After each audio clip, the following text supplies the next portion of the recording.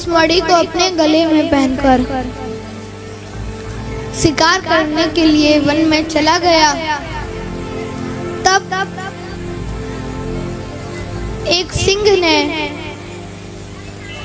प्रसेन को मार डाला और वह जो मणि उसके गले में थी वह मणि सिंह ने अपने दांतों में दबा ली।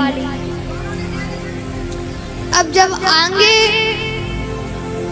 सिंह पहुंचा तो सिंह को आगे जामवंत जी मिले।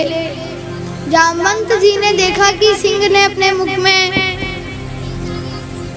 एक मणि ली है। तब जामवंत जी ने वह मणि सिंह के मुख से ले ली और अपनी गुफा में जाकर उस मणि से अपनी पुत्री जामवंती को खेलने के लिए दे दिया। अब इधर जब प्रसेन अपने घर लौटकर नहीं आया तो सत्राजित ने कहा कि कृष्ण ने मेरे भाई को मरवाकर वह स्यमंतक मणि लूट ली है और भगवान श्री कृष्ण पर कलंक लगवा दिया। अब भगवान श्री कृष्ण अपने मित्र साथियों के साथ वन में गए और उन्होंने उधर प्रसेन को मरा हुआ देखा। आगे उन्होंने सिंह के कदम देखे तो वह सिंह के कदमों के चिन्हों पर चलते रहे। अब आगे पहुंचकर उन्हें ऋक्ष के चिन्ह दिखाई दिए। अब भगवान ऋक्ष के चिन्हों का पीछा करते करते एक गुफा में पहुंच गए और अब भगवान ने अपने साथियों से कहा कि तुम लोग मेरा यही इंतजार करो, अगर मैं शाम तक नहीं आ पाया तो समझ लेना कि मैं फिर लौट कर नहीं आ सकता। अब भगवान श्री कृष्ण ने उस गुफा में प्रवेश किया।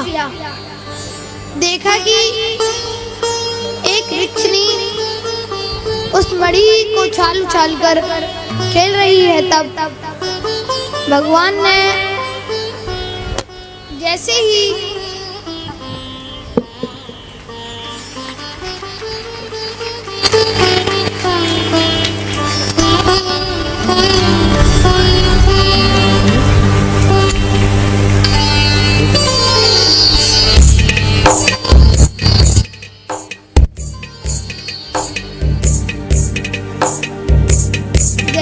वह मणि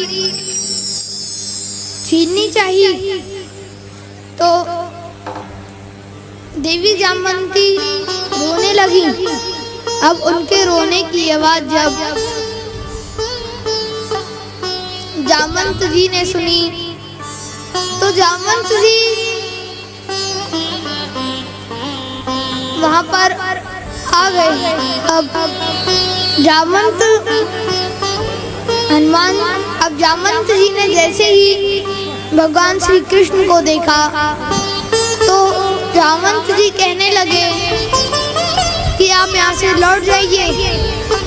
भगवान ने कहा कि मुझे यह मणि चाहिए, इस मणि को बिना लिए मैं यहाँ से लौट नहीं सकता। अब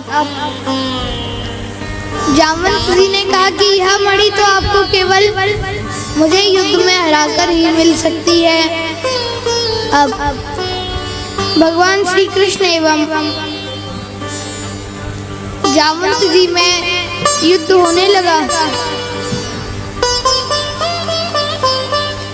अब वह युद्ध लगातार 27 दिनों तक बिना रुके चलता रहा।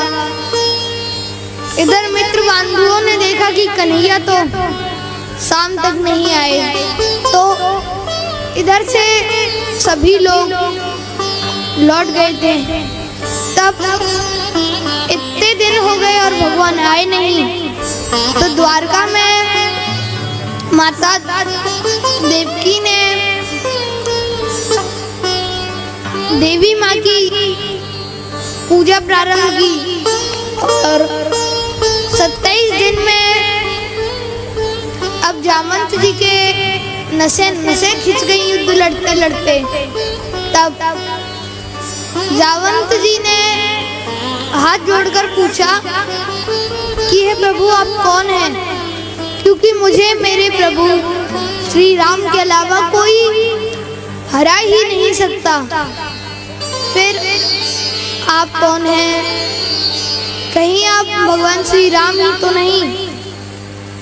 तब भगवान श्री कृष्ण ने कहा कि तुमने मुझे रावण वध के बाद भी कहा था कि प्रभु अभी तक मेरे हाथों की खुजली नहीं मिटी और मैं आपसे युद्ध लड़ना चाहता हूँ। उस समय तो मैं मर्यादा पुरुषोत्तम के रूप में अवतार लिया था, इसलिए मैंने तुमसे युद्ध नहीं लड़ा, परंतु इस समय मैं लीला पुरुषोत्तम के रूप में आया हूँ, इसलिए मैंने तुम्हारी इच्छा को पूर्ण किया। अब जामवंत जी ने कहा कि हे प्रभु आप यह मणि तो ले ही जा रहे हैं, तो साथ में आप मेरी पुत्री जामवती से भी विवाह कर लीजिए। अब भगवान ने कहा ठीक है, और भगवान जामवती जी को लेकर द्वारका पहुँचे।